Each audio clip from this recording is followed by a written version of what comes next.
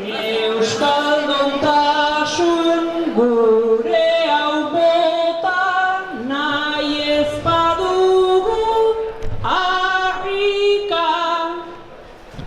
Biak batera beharko dira, gozatuta aldarrika. Hernani bada nahikoa indar ta txispa duen herrita, euskarari du tari dezala, danak hortara jarrita. Bateginago izan ditzagun diskursoak ta praktikak.